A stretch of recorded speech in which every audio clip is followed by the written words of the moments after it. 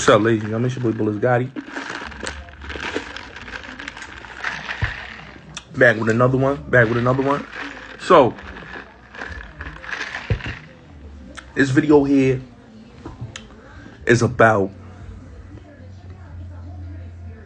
I really wanted to talk about this topic because I think people keep forgetting how huge and how big Mase was when he first came out.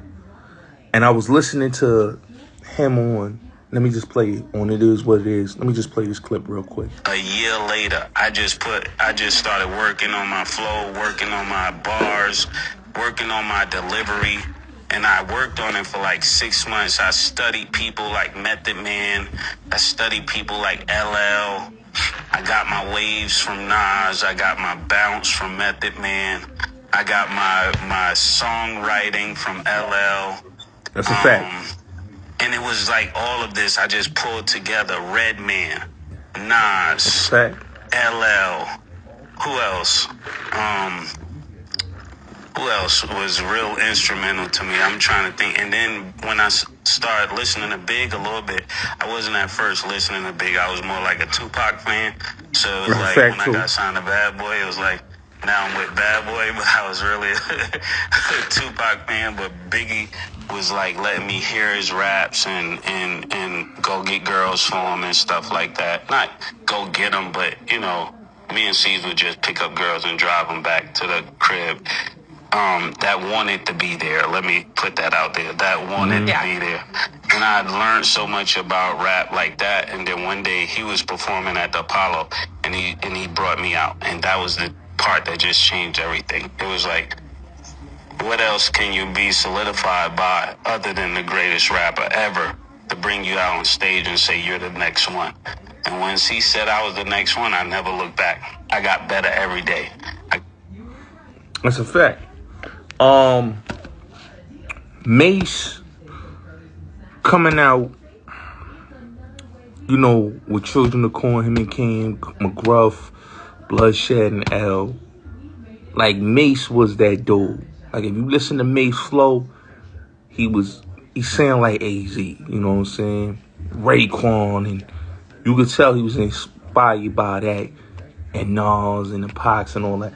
So, when you really look at Mase, Mase was the guy that, in my opinion, coming off of, you know, Biggie, you know, passing away, and then Biggie's first album coming off of doing, really, let me fast forward, coming off of doing Only You the remix with 112, with Biggie.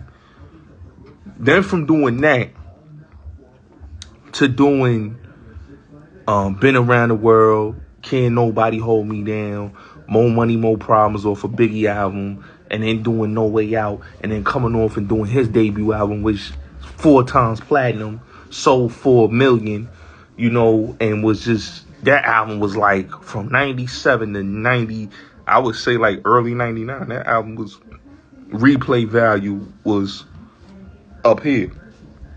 It dominated the streets. Mase was that guy. Like, from 97, 98, 99, he was that guy.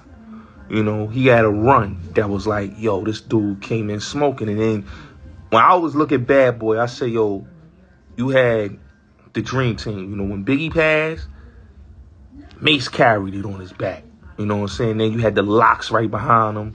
You had Black Raw right behind him. You know what I'm saying? And, you know, Puff. And they just went off the rafters. You know what I'm saying? Because you got to really look at it like nobody was touching them at that point.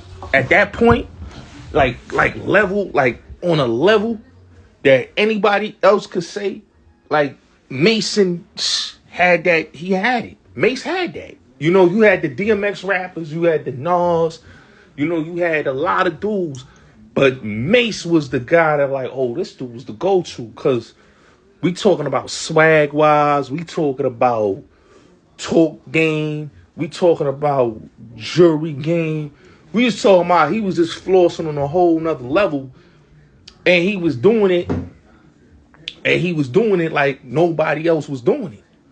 You know what I'm saying? Like he was that guy. Like had all the chicks. You know what I'm saying? He was the face. You know, bad boy. Like he was like people say, yo, Biggie and Craig Mack. Yeah, Biggie and Craig Mack was the foundation of Bad Boy. But like Mase took Bad Boy to a whole nother level. Like we talking pop mainstream level. Like he cracked that pop mainstream level ceiling. And he was able to still be street. And still be popping mainstream, but still be street. He still would do the Clue tapes. You know what I'm saying? Still do the Clue tapes. And then he'll jump off and do a big record with Mariah or Brian McKnight or Brandy.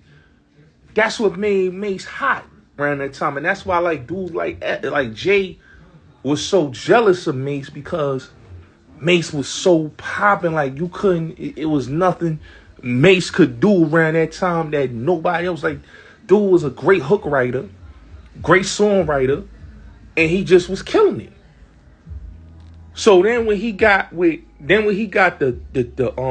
Harlem World, and when he retired, before he retired, that Harlem World album would have did a lot of the group album would have did a lot.